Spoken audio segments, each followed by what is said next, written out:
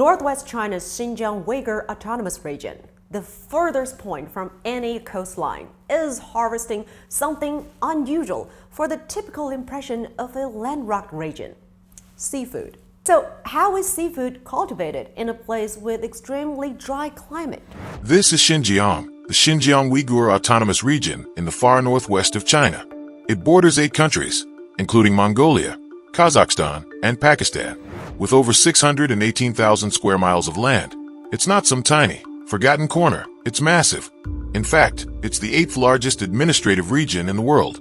But despite its size, only 9.7% of Xinjiang is habitable. The rest is dominated by rugged mountains, dry grasslands, and, most notably, 3 vast deserts. These make Xinjiang the driest region in all of China. And once you leave the harsh deserts, you face towering mountain ranges. It's a place that challenges both humans and nature. It's also completely landlocked. There's no ocean in sight. Urumqi, the capital, holds the title for being the farthest city in the world from any sea. According to the Guinness World Records, the nearest coast is over 2,500 kilometers away. Now imagine this, an arid, desert-like expanse stretching endlessly across the horizon. And in the middle of it all, thousands of fish, crabs, and shrimp splashing in artificial ponds. Sounds unbelievable, right? But it's very real. Welcome to the Taklamakan Desert, a place locals call the Sea of Death, with minimal rainfall, extremely high evaporation rates, and sandstorms that strike without warning. It's one of the harshest environments on Earth. For centuries, very little could survive here. But that's changing dramatically. It all started with the push of a few buttons. Somewhere deep in the Taklamakan, engineers activated pumps and monitoring systems, initiating one of the world's most surprising experiments: desert aquaculture. In specially constructed ponds, 100,000 sea fish fry were introduced: golden silk sea bream, mudskippers, groupers, and more. The tiny fish instantly sprang to life, swarming around in search of food, forming a scene so vibrant that it sharply contrasted with the lifeless desert just meters away. Despite the punishing conditions, these fry adapted astonishingly fast. With careful care, their survival rate soared to 99%. That marked the beginning of a new industry, one that now employs tens of thousands of people in Xinjiang. By 2016, fishermen in the region were earning an average income of 16,600 yuan, or about $2,300, significantly more than the local farming average. It was a complete economic shift.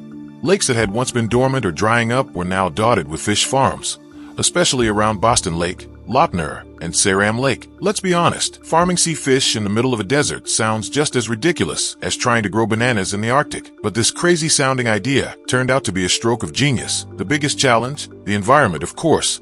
But surprisingly, the desert isn't all bad news for aquaculture. Its intense sunlight and extreme temperature shifts between day and night actually help certain aquatic organisms grow faster and healthier. Still, sandstorms and sudden temperature drops are a serious threat.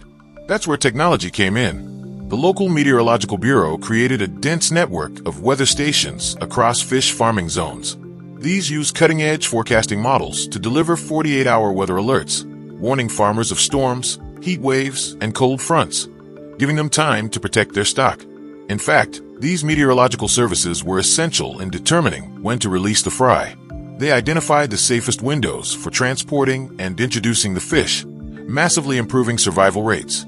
Engineers also developed an eco-smart control system that keeps pond water at the ideal temperature range, between 68 and 86 degrees Fahrenheit, creating a stable growing environment even under desert skies. But hang on, this is still a desert. Where's all this water coming from? It turns out Xinjiang isn't as dry as it looks. While the surface is barren, the region actually holds about 2,100 square miles of water in rivers, lakes, and saline alkaline basins, including 710,000 acres of protected saline wetlands on the edge of the Taklamakan Desert. And these waters aren't lifeless.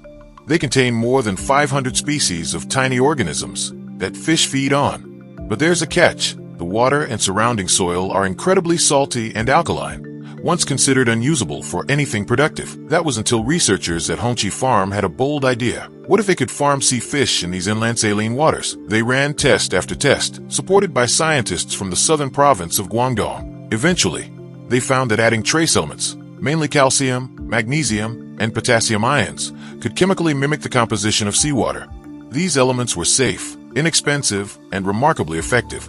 With them, Engineers developed circulation systems that turned saline lake water into a seawater-like environment, perfect for farming marine species.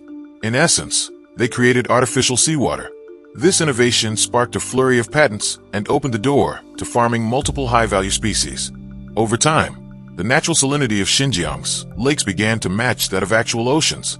Why go through all this effort? The answer is simple: economic transformation. The Chinese government launched a plan to turn its arid western regions into new hubs for aquaculture. Starting in 2017, private investment was encouraged, and aquaculture in Xinjiang began to boom. Today, seafood from Xinjiang is served in restaurants across China, a remarkable achievement for a landlocked desert region. The government sees Xinjiang not just as a fish producer, but as a key supplier of premium seafood. Local residents are proud of the progress. They believe that Xinjiang's clean air, lack of industrial pollution, and remote locations help produce some of the healthiest fish in the country. It's a radical transformation. 20 years ago, fish was rare in local diets. Many villagers had never even tasted it. Now, Xinjiang exports fish to countries like Japan and Finland, nations that already have rich fishing traditions. To date, more than 185,000 acres of water bodies in Xinjiang are being used for aquaculture, roughly the land area of New York City. In 2023, one major district called Xinzhong produced 184,000 tons of aquaculture products worth over $530 million. The local government predicts this will grow to nearly $3 billion by 2025. As of late 2024, 6 cooperatives and companies were farming over 400,000 fish, 300,000 green crabs, and nearly 5 million shrimp. That year, 15 tons of shrimp hit the market, with production still rising. Let's rewind for a moment. In 1998, there were 0 fish in Seram Lake. Then, a local company introduced northern whitefish from Russia. At first, only 3% of the hatchlings survived. Determined to make it work, the local fishery authority invested $520,000 in 2000. The funds were used to build breeding facilities and hire specialists. These researchers spent endless hours experimenting, peering into microscopes, perfecting incubation methods, and slowly improving the survival rate to 36%. Their breakthrough: in spring, fry were moved into custom ponds, where they grew rapidly, reaching 1.6 inches in their first month, compared to only 7 inches in 3 months back in 1998. By June, most were released into the lake. Others were sold to private farmers. It now takes 3 to 4 years for a fish to grow to its full market weight of over 2 pounds. The payoff: Seram Lake is now one of China's largest exporters of cold water northern whitefish, producing over 400 tons annually. And it's not just one type of fish. Across Xinjiang, farms are experimenting with king prawns, abalone, lobster, and tilapia. In 2023, one farm raised 650,000 tilapia across 165 acres, earning over $1 million in profit. At Boston Lake, farmers harvested more than 4,000 tons of crab in 2023. Record. They also produced record volumes of shrimp and even salmon. Yes, salmon, in the desert. It's processed, packaged, and delivered to consumers within 24 hours of being caught. And according to locals, its quality matches ocean-caught salmon. Many of the species grown here are extremely sensitive. They need high-quality water, exact salinity, and stable temperatures. Yet somehow, all of those boxes have been ticked. Oh, and there's more. The newest frontier? Pearls. In 2012, a pearl farming initiative began. At first, it didn't attract much attention. But in 2023, large-scale investment poured in. Over 2 million pearl oysters are now being cultivated in the desert. By late 2025, the first pearls from Xinjiang will hit the luxury market. So to recap, fish, shrimp, lobster, crab, salmon, even pearls, all farmed in one of the driest places on Earth. What once seemed like science fiction has become a shining example of innovation. Xinjiang's aquaculture story is more than just a curious fact. It's a bold experiment in turning adversity into opportunity. And so far it's working. China's agricultural land is shrinking, and fast. That may come as a surprise for a country that's been turning deserts green, tree by tree, acre by acre. But while environmental restoration is a long game, degradation moves quickly.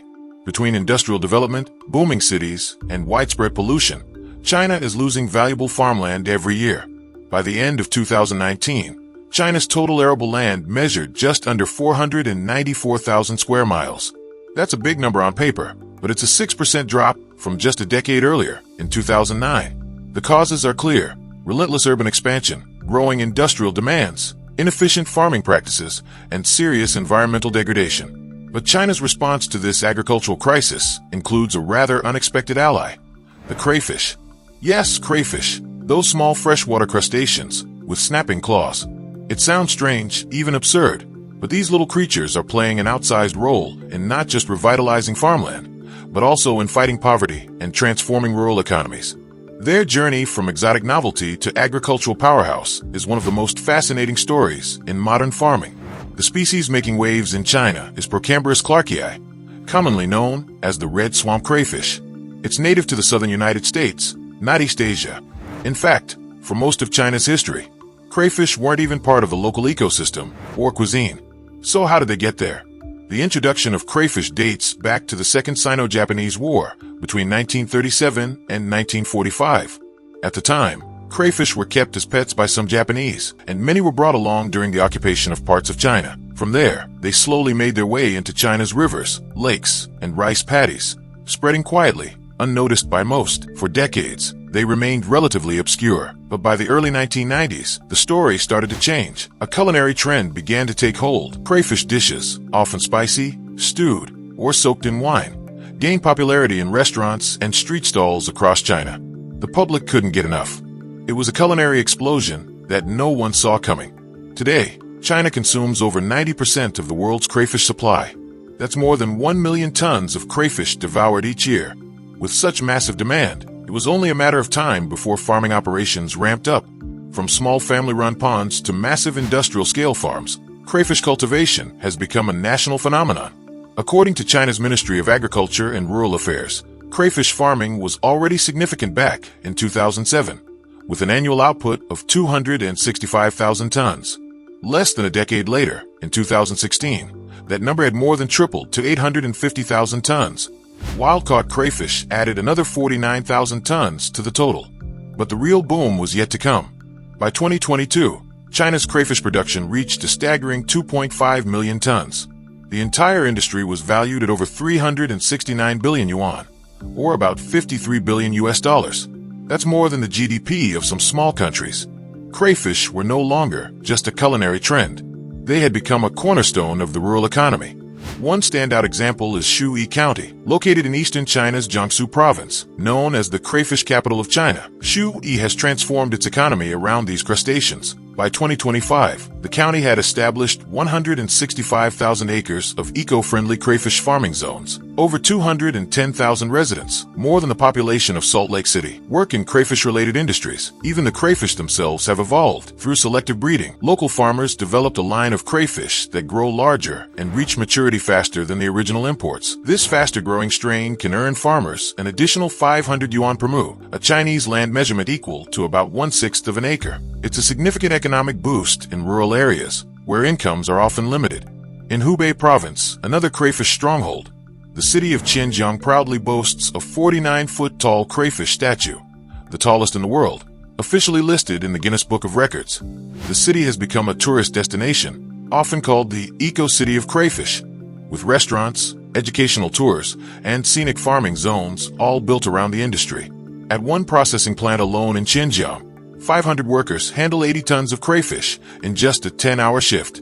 Multiply that by the hundreds of facilities scattered across China, and it becomes clear, this is not just a food item, it's a national enterprise. But perhaps the most fascinating development of all is how crayfish are being integrated directly into agriculture, specifically into rice farming. This method is known as integrated crayfish rice farming, and it's proving to be one of China's most promising sustainable farming innovations. The idea is simple yet ingenious. Farmers plant rice in their paddies as usual, but they also dig circular trenches around the fields. These serve as habitats for crayfish. After the rice is harvested, the leftover straw is left in the field, and the paddies are flooded, creating an ideal nursery for young crayfish. The straw provides warmth and shelter during cooler months and eventually decomposes, becoming food for the crayfish. As omnivorous scavengers, crayfish feed on detritus, decomposing plant material, and small aquatic organisms. Their constant foraging keeps the paddies clean and reduces pests. Meanwhile, crayfish waste acts as a natural fertilizer, releasing organic carbon, nitrogen, and potassium, essential nutrients for rice growth. And there's more. When crayfish die, their bodies decompose and further enrich the soil. This cycle significantly reduces the need for chemical fertilizers and pesticides, resulting in cleaner, healthier rice and less environmental pollution. A study published in the Chinese Journal of Ecological Agriculture monitored integrated crayfish rice systems from 2005 to 2015. The results showed that these systems significantly outperformed traditional monoculture rice fields in terms of soil health, biodiversity, and yield. Before 2014, farmers would rotate between crayfish and rice on the same fields, but the introduction of mixed farming changed everything. By 2015, 93% of local farms in participating regions had adopted this integrated approach. According to a 2018 report by the Ministry of Agriculture, crayfish production in one city doubled in a single year, reaching 70,000 tons in 2017. This method is now widely seen as a way to maximize yields, increase rural incomes, and make use of less fertile soil, all without compromising environmental sustainability. As revolutionary as this farming method is, it's not without its downsides. First, growing rice and crayfish together isn't as easy as it might seem. It requires technical knowledge, careful planning, and precise water management. Crayfish are resilient, but they're also opportunistic feeders. If managed poorly, they can start damaging the rice crop they're meant to support. Then there's the issue of land use. To create permanent crayfish habitats, many farmers dig deep trenches and flood fields year-round. This shift from seasonal to permanent flooding reduces the availability of dry land, especially for winter crops like wheat, barley, and rye. That's a serious concern. While rice remains China's primary grain, with 207.5 million tons produced in 2024, wheat is close behind at 140.1 million tons. Wheat is essential for bread, noodles, dumplings, and other staples. Reducing wheat output could strain China's food security, especially as demand continues to rise. One striking example comes from the Yangtze River Basin, where over 1.6 million acres of rice and crayfish fields used to support winter wheat cultivation. Now, much of that land stays underwater year-round, making it unsuitable for wheat farming. And that's just one region. This growing tension between aquaculture and dry farming raises important questions. Can China strike a balance between maximizing income from crayfish and protecting long-term grain supplies? Can integrated systems evolve to support both summer and winter crops? Despite the challenges, China's crayfish experiment has captured the attention of the world. It's a rare example of an invasive species being transformed into a tool for sustainable farming, poverty alleviation, and even national pride. From obscure foreign invader to economic driver, crayfish have changed the face of rural China. They've turned remote counties into thriving communities, reduced reliance on chemical fertilizers, and offered a viable path for regenerating degraded land. Throughout history, deserts have both challenged and inspired human progress. Along ancient trade routes, such as the Silk Road, caravans braved shifting sands to exchange goods, ideas, and culture. Even so, deserts remained a persistent threat, capable of swallowing entire cities and forcing populations to relocate in search of fertile land. In modern-day China, deserts still pose significant challenges, yet they have also become the focus of one of the most ambitious environmental transformations in recent history. Over the past few decades, China has undertaken large-scale projects to halt and even reverse the spread of its deserts. The Gobi and Taklamakan, once considered impenetrable and uncontrollable, have begun to shrink in certain areas due to reforestation programs and innovative water management. At the same time, China's rapid industrialization has placed unprecedented demands on resources like sand and water, sparking further concerns for sustainability. China's deserts comprise a significant portion of its northern and western territories. Historically, nomadic communities coexisted with these arid lands, adapting their lives to seasonal weather patterns. However, as the 20th century brought industrial expansion, pressures on the environment grew. By the 1970s, the Gobi Desert alone was encroaching southward at an alarming pace, threatening settlements and farmland. The Taklamakan Desert, famously nicknamed the Sea of Death, also expanded its dunes into once fertile margins. The Chinese government recognized the urgency of the problem in the late 1970s. By 1978, Leaders unveiled a reforestation initiative known as the Three North Shelter Forest Program, also called the Great Green Wall. Influenced by smaller-scale afforestation projects worldwide, policymakers envisioned a vast belt of trees stretching across multiple provinces. The ultimate goal was straightforward: stabilize the shifting sands and protect towns and cities from devastating sandstorms. At the time, many experts questioned whether such a massive tree-planting venture could succeed in regions known for harsh climates and minimal rainfall. Yet the commitment was unwavering. Public and private entities joined forces, marshaling thousands of volunteers and professionals to begin planting tree saplings. Early phases faced difficulties due to low survival rates, harsh winters, and limited irrigation infrastructure. Nevertheless, each obstacle provided lessons, and by the 1990s, tree survival rates had begun to improve.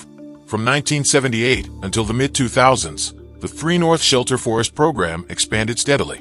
According to government reports, around 193,000 square miles of land had been afforested by 2009.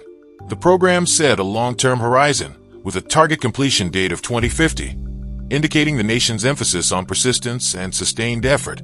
Data released in 2022 suggests a remarkable milestone. The Gobi Desert, once growing by an estimated 3,800 square miles annually in the 1980s, has begun to contract. Researchers calculate it is now shrinking by about 770 square miles per year, a shift often attributed to tree planting, irrigation management, and better land use regulations. Concurrently, the frequency of sandstorms has shown a measurable decrease, offering relief to regions within China as well as neighboring countries like Mongolia, North Korea, and South Korea. Local communities played a crucial role in these successes. Countless individual citizens, motivated by the prospect of safeguarding their homes, took part in planting and maintaining saplings. In one well-publicized example, a couple in Inner Mongolia reportedly spent 4 decades planting 74,000 acres of trees. Their dedication symbolizes a grassroots approach where ordinary people contribute to a monumental national objective. While the Gobi captures much of the media attention, the Taklamakan Desert is equally significant, covering roughly 130,000 square miles. It is China's largest shifting sand desert. Desertification here was so extreme that farmers regularly witnessed dunes advancing onto cultivated plots and roads.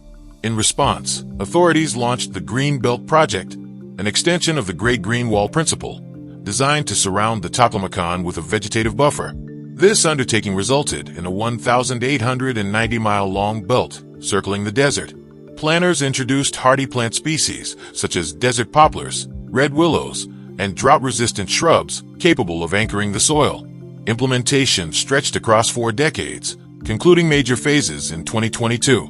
By that point, approximately 1,715 miles of the belt had been established, with an additional 177 miles left to finish.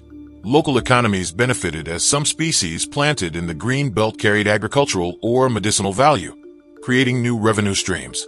However, maintaining these desert forests remains challenging, with irrigation systems and continuous monitoring essential to ensuring survival rates. China's leadership also prioritized building infrastructure in previously unreachable desert regions. This serves multiple functions, supporting natural resource extraction, improving transport efficiency, and connecting isolated communities. In the Taklamakan, engineers have constructed 3 major highways across the shifting sands. The oldest, completed in 1995, was primarily intended for oil field development but quickly opened to the public. 2 additional highways followed in the ensuing years to meet growing travel and logistics needs. Each road presented formidable hurdles, especially regarding constant sand accumulation on the pavement. To combat encroaching dunes, China established a network of small irrigation stations at 2.5-mile intervals along the roads. These stations pump water to desert plants capable of stabilizing the sand. Additionally, workers use specialized nets and fences that slow shifting dunes. According to local highway authorities, annual maintenance can involve removing millions of tons of sand to keep lanes clear. Over time, these measures have dramatically improved road safety and usability. Similar challenges arose with the Lingtuan Railway, a 439-mile track running predominantly through remote desert land. High winds and sand buildup initially caused regular disruptions. To mitigate these issues, rail officials introduced sand barriers, planted vegetation around the tracks, and set up 9 sand control centers for continuous monitoring. Within a year, An estimated 10,000 workers were mobilized and $500,000 spent on track maintenance and vegetation projects. These proactive strategies highlight China's determination to sustain functional transport networks in harsh environments. Alongside reforestation and infrastructure, China has invested in large-scale renewable energy projects in its deserts. Perhaps the most visually striking example is the solar thermal power station near Dunhuang in the Gobi Desert. Its 12,000 mirrors track the sun and reflect concentrated light onto a central tower filled with molten salt. The salt's heat generates steam that drives turbines, producing up to 100,000 kilowatts per hour, enough, by certain estimates, to power 1,100,000-watt light bulbs simultaneously. Solar thermal stations offer an advantage over standard photovoltaic arrays. The molten salt retains heat for hours after sunset, creating a more stable and continuous power supply. Official data suggests this Dunhuang plant can deliver about 390 million kilowatt-hours of electricity annually, displacing fossil fuels and reducing carbon emissions. Looking ahead, the success or failure of these initiatives carries implications beyond China's borders. Nations in Africa and the Middle East, facing similar desertification, often look to China's mixed experiences for inspiration and cautionary tales. As desertification threatens roughly 13 million square miles worldwide, efforts to curb its advance could shape future dialogues on climate adaptation, food security, and biodiversity. China's response to desertification is still unfolding. The 3 North Shelter Forest Program, scheduled to run until 2050, shows that the country views its deserts as long-term, strategic concerns rather than short-term obstacles. Ongoing research into drought-resistant species, water-saving irrigation, and renewable energy may pave the way for new breakthroughs. A country once plagued by expanding deserts has proven that human determination can shape landscapes, often for the better. Yet these strides remain delicate, reliant on careful stewardship of resources and balanced economic strategies. Whether these efforts ultimately yield enduring ecological health or create further unintended consequences will hinge on the continuous refinement of technology, policy, and public engagement. China's history of monumental construction stretches back over 2,000 years, with projects like the Great Wall and the Grand Canal standing as symbols of human tenacity and vision. These early feats, achieved through vast mobilization of manpower and rudimentary tools, shaped trade, territory, and culture across centuries. Today, China's drive to build remains undiminished, yet it has evolved into a highly mechanized, technology-intensive endeavor. From coastal reclamation to high-speed railways spanning thousands of kilometers, the country's approach to infrastructure development has undergone a sweeping transformation. This modern momentum is powered by an arsenal of unprecedented megamachines, each capable of completing projects at speeds and scales that were once unimaginable. In the late 20th century, a series of economic reforms paved the way for rapid industrial growth and an urgent demand for new infrastructure. Between 1980 and 2000, China's urban population nearly doubled, placing immense pressure on traditional building methods. In response, state-owned enterprises and private firms began investing in advanced construction equipment. By the mid-2000s, the country emerged as a leader in large-scale engineering projects, exemplified by landmarks such as the Three Gorges Dam, an undertaking that required sophisticated cranes, tunneling devices, and specialized vessels. These earlier achievements served as a catalyst, prompting further innovations in machinery that would eventually redefine global standards for construction speed and capacity. The Magic Island maker, Tianquan. A key milestone in coastal engineering emerged in 2017, when China unveiled the massive dredging vessel Tianquan. Measuring 140 meters in length and nearly 28 meters in width, it stands among the most powerful dredgers in Asia, with the capacity to excavate and pump up to 6,000 cubic meters of seabed materials per hour. It can fill an Olympic-sized swimming pool in just 20 minutes. This continuous process of suction and deposition has been instrumental in reclaiming land for industrial zones and port expansions, as well as in island-building initiatives. While the technique raises concerns about coastal ecosystems, the vessel's efficiency has accelerated projects that once required years of painstaking labor. The SLJ 932 Iron Monster, revolutionizing bridge construction. Moving from seascapes to spans of concrete and steel, the SLJ 900/32 has become emblematic of China's rapid bridge building capability. Launched in the 2010s, this 91-meter-long machine, often referred to as the Iron Monster, moves on 64 wheels subdivided into 4 sections, each capable of rotating 90 degrees. By aligning itself with pre-existing bridge columns, it lifts and places prefabricated segments with remarkable precision. This approach reduces the need for extensive scaffolding, lowers labor costs, and improves safety conditions. Early estimates suggest the SLJ 932 can place a new span every 24 minutes, potentially completing over 700 bridge segments throughout its service life. As part of the Belt and Road Initiative, these machines facilitate the construction of expansive overpasses that link remote regions, transforming local economies in the process. The 1,000-ton level girder erection machine. For cross-sea high-speed railway projects, China has deployed a 1,000-ton level girder erection machine designed to operate in harsh coastal and oceanic conditions, often measuring over 160 meters in length. This specialized equipment integrates more than 15,000 individual components. Its standout feature lies in its endurance, as it can withstand high-velocity winds and corrosive saltwater environments. This capability enables construction to progress with minimal downtime, even during challenging weather. By speeding up segment placement and eliminating certain manual steps, the machine exemplifies how China's construction sector merges size with cutting-edge technology. Many infrastructure planners point to these innovations as contributors to the consistent expansion of the country's high-speed rail network, already the largest of its kind in the world.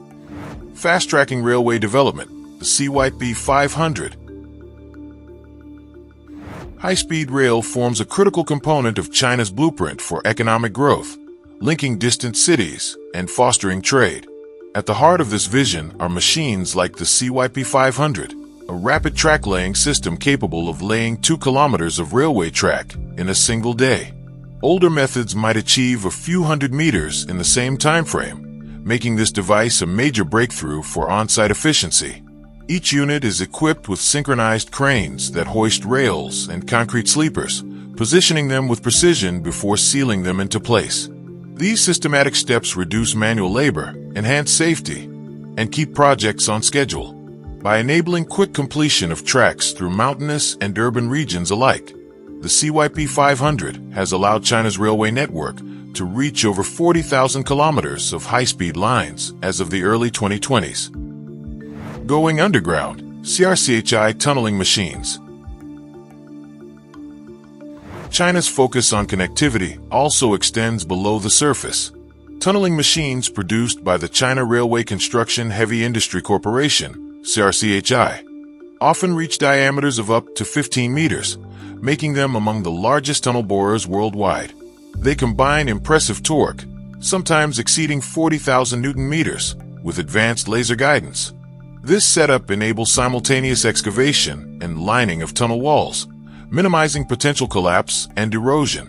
In urban centers such as Beijing, Shanghai, and Guangzhou, these machines have delivered new subway lines ahead of tight deadlines, alleviating congestion for millions of commuters. In mountainous provinces, similarly configured tunnel borers drill through challenging rock formations to pave the way for expressways and high-speed rails. These feats underscore the integral role of mechanized tunneling in China's broader infrastructure strategy. Heavy lifting, XCMG 4,000-ton crawler crane. For projects requiring massive lifts, like placing large prefabricated components in power plants or erecting wind turbines, China has turned to crawler cranes with previously unthinkable capacities. The XCMG 4,000-ton crawler crane exemplifies this, capable of lifting loads equivalent to 4,000 average sedans at once. Standing at over 100 meters in height when configured for maximum lift, it leverages a robust lattice boom and complex counterweight system. Its ability to place massive sections with millimeter precision has redefined how engineers approach plant construction and industrial assembly. By making it feasible to pre-build large modules off-site, the crane reduces assembly times and improves quality control, benefiting projects that emphasize safety, like nuclear facilities. Zoomlion ZC32000, another giant in the crane world. Another record-setting crawler crane is the Zoomlion ZC32000, with a 3,200-ton lifting capacity and a maximum height of around 178 meters. It competes on a global scale for heavy lifting applications.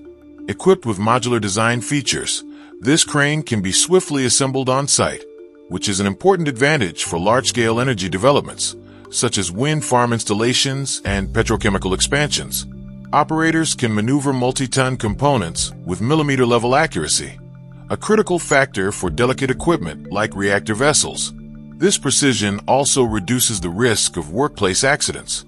Since its debut, the ZCC32000 has become a mainstay for large contractors, illustrating the growing demand for high-capacity lifts in China's evolving industrial landscape. In pushing the limits of engineering, China's construction boom offers a glimpse into a future in which large-scale building may be measured not only by speed, but by the broader impacts it leaves on communities and the planet.